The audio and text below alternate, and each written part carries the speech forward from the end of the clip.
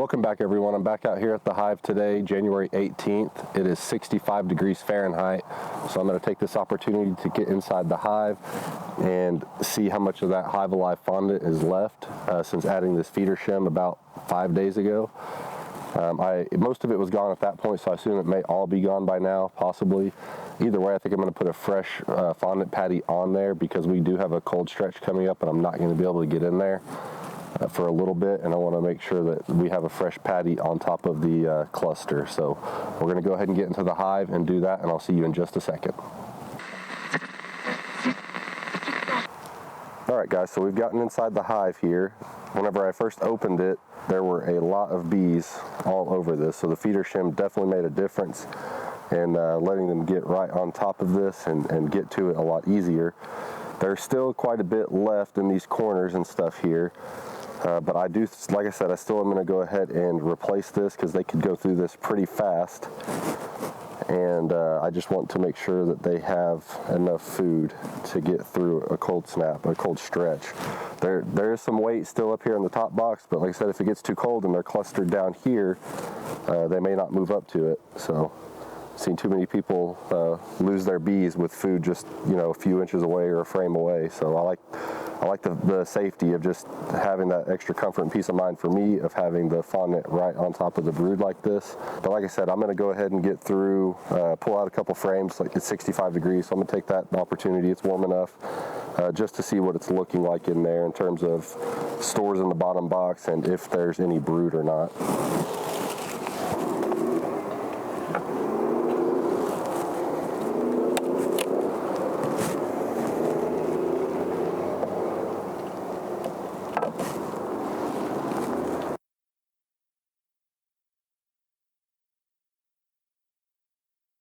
Alright, let me try to get this out of here without making a mess. It holds together pretty well, so.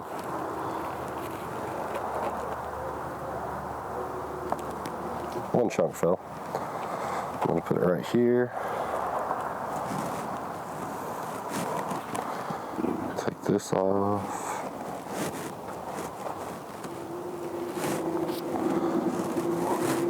Forgot to bring my frame holder out here, so we're going to have to make do. I'm going to take out of this end. There's not really anything down here. I think they've cleaned this out.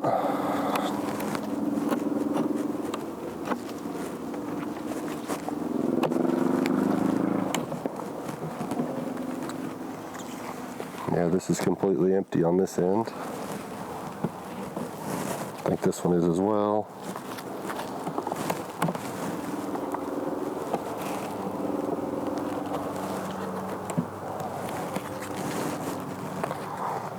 I did make these pass-through holes.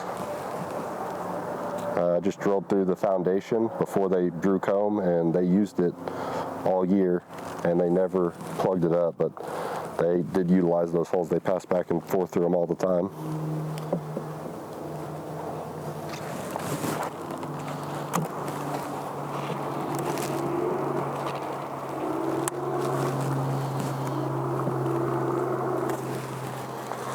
Little bit of honey left right here.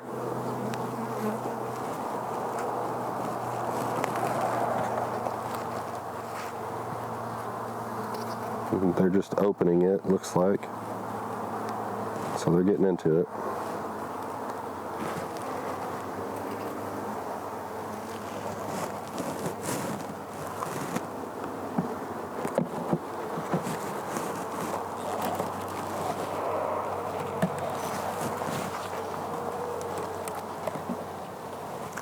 I will skip through some of this and edit it so you guys don't have to watch me go through this frame by frame.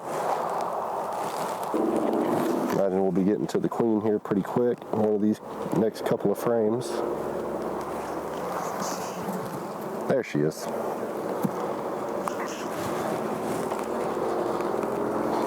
If you can see that, queen's right in the middle, walking around. Little white dot. She's towards the bottom middle now.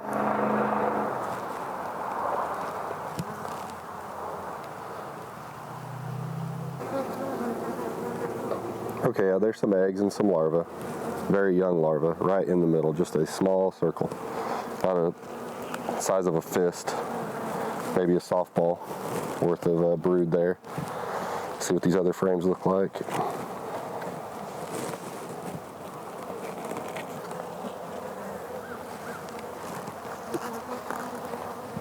A couple cells of cat brood over here.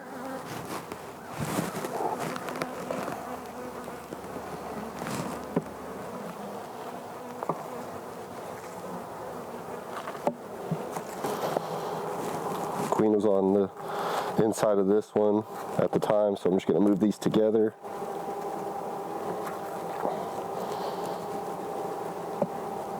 Maybe. Oh, there we go. All right. Screw them in. I'm going to put this top cover over them just for a second so I can cut this fondant so you guys can see it. So I'm going to take Frederick Dunn's advice and I'm going to cut the label side out and put it face down. That way when we open it we can see how much they've consumed from this side. So I'm just going to cut a square around this label and then that'll be what I open.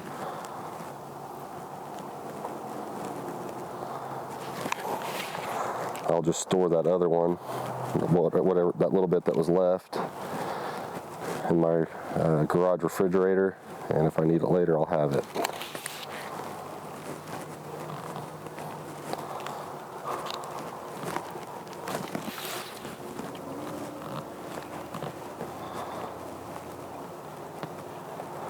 Okay, so now I got that cut in the square. I'm going to get the plastic peeled up and pull it off of there. I know on the Hive Alive video they show you to cut it like this and then roll it and fold it up underneath. I don't know why. I'll have to figure that out, but I'm just going to do it this way because it seems to make sense. I'm not sure what the rolled plastic is for. I guess save the flap in case you have to store it later, maybe. I don't know. Somebody that knows more than me can leave a comment down below. Hey, buddy. All right, let me smoke them down. Get them out of the way.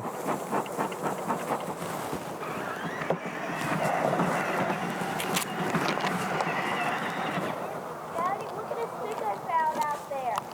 You did? Cool. That's a cool stick.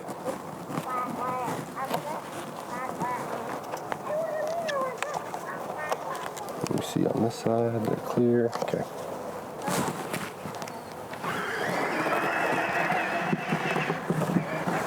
All right, feeder shim goes back on. Now they have a fresh fondant patty.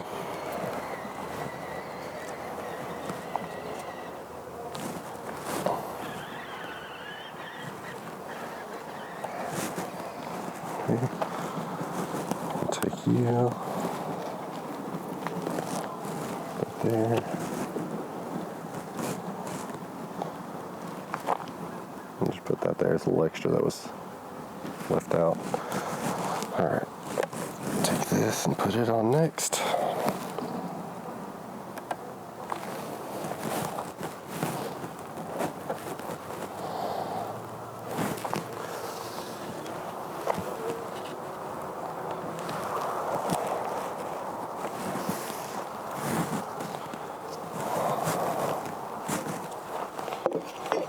Alright, put the quilt board back on. Used little pine shavings. Ooh, okay, and then underneath these is a rapid round with dry sugar.